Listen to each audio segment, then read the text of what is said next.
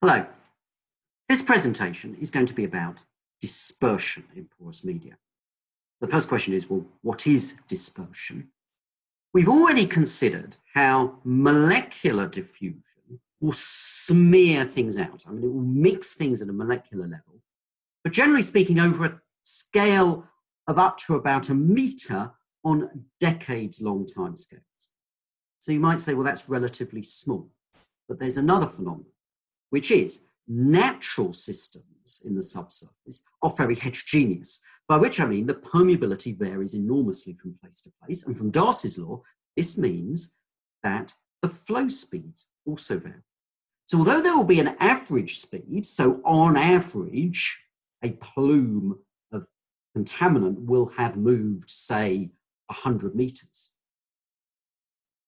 you can go on different flow paths, and you may end up in slightly different locations. A little bit of random motion allows particles to experience different flow pathways, and so can be largely spread out. So dispersion is the spreading of a contaminant plume due to molecular diffusion and heterogeneity leading to different flow paths.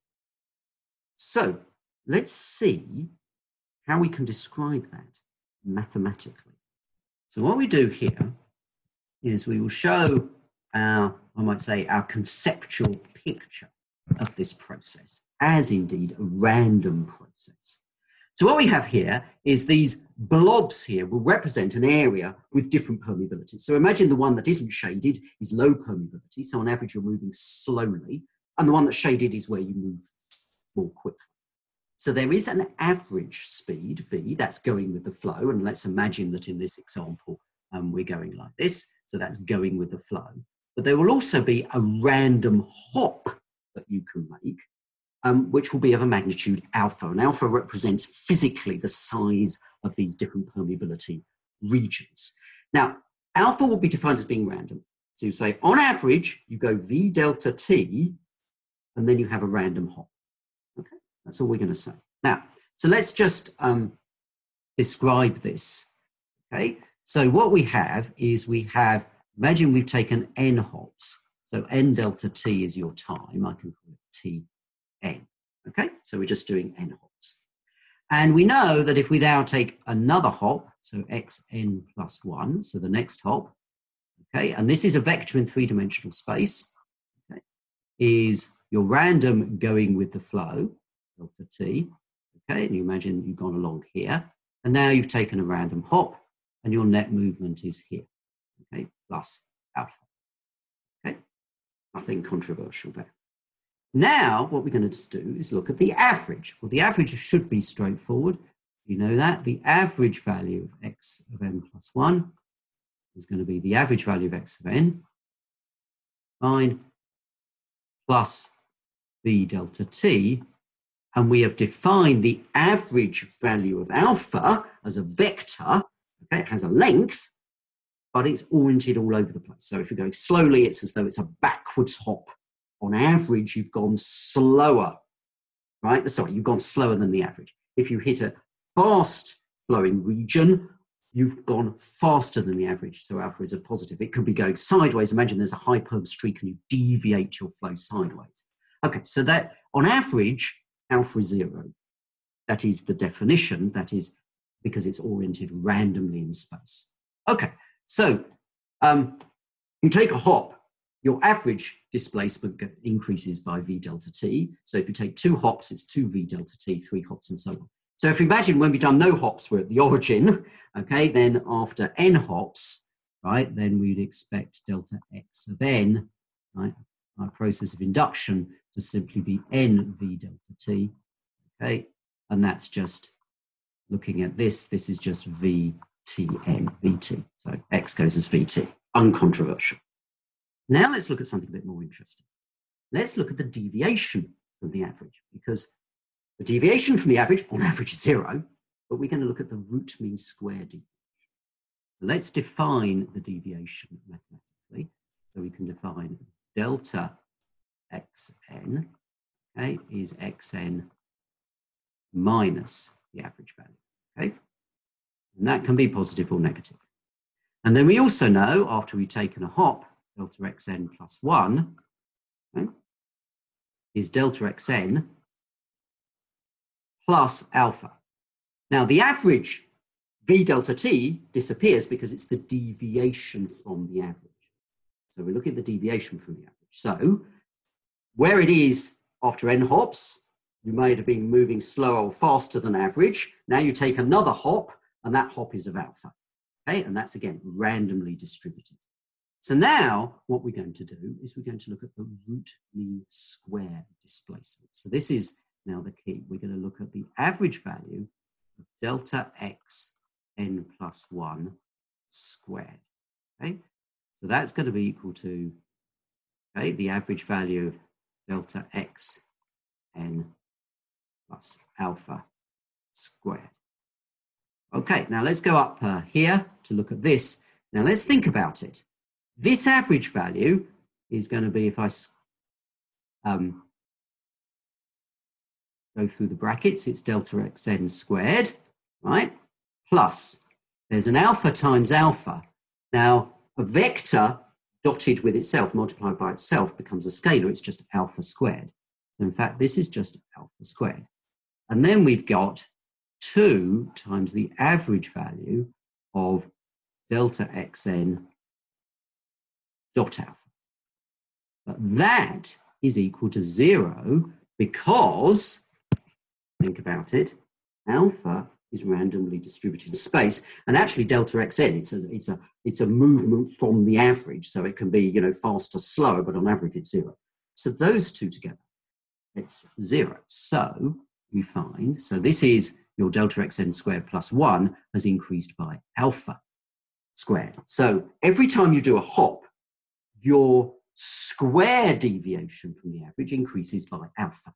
So if you've taken n hops, it's n alpha squared. So again, a process of induction. You start with nothing. After one hop, you're alpha squared, then 2 alpha squared, then 3 alpha squared. Okay? So delta x squared by induction now is just n alpha squared. Okay? And this is what it was. This was delta x n plus 1 squared. Okay. So that's, in fact, the main result, n alpha squared.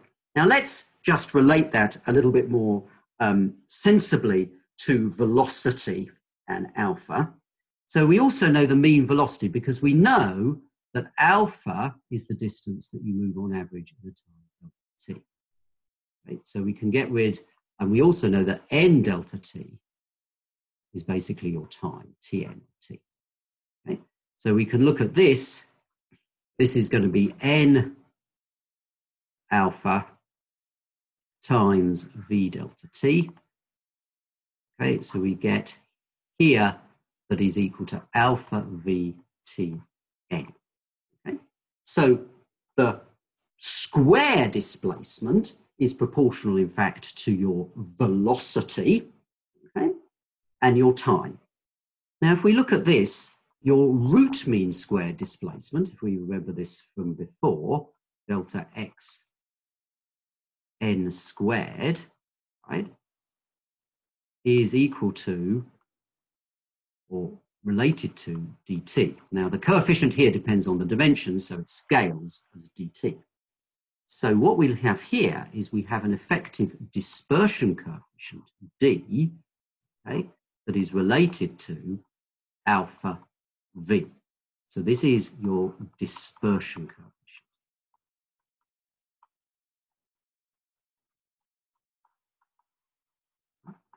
So what you have here is you have a deviation from the mean whose square is proportional to time times alpha times v. So it looks like you have a, quote, diffusion coefficient. If we looked at a random process, it would be a diffusion coefficient. That's alpha times v. So alpha is the length scale of the heterogeneity. V is the velocity. The units are correct. They're meters squared per second. But the magnitude is much, much greater than you'd get from molecular diffusion. This dispersion, the alpha, you may have regions of different permeability that may be 10 meters across. Your V may be 1 meter a day, so 10 to the minus 5, but that's 10 to the minus 4 meters squared per second. That's 5 orders of magnitude larger than molecular diffusion.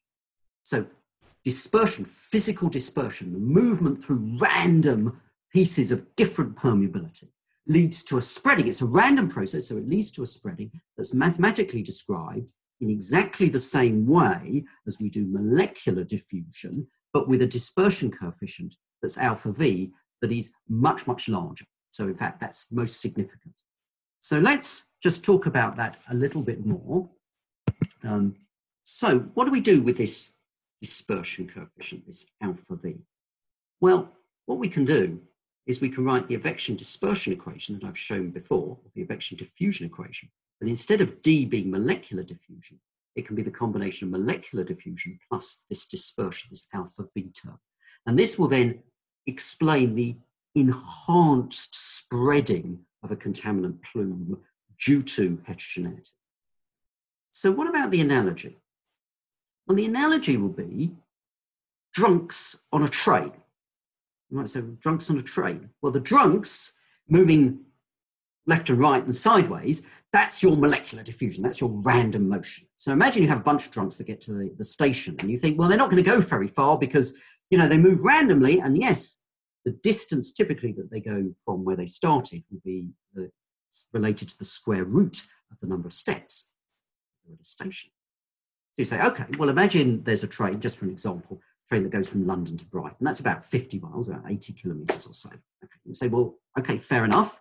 So they get on this train and they're a bit randomly distributed, but they've gone to Brighton. And that's going with the flow. That's the effective components, and that's dominant. But there's some mixing because they're moving randomly. Imagine there are 2 trains at the platform. They can get on the train to Brighton, or they can get on trains somewhere else. Now, you don't necessarily need to know. Let's say it's Eastbourne, but that's some distance from Brighton.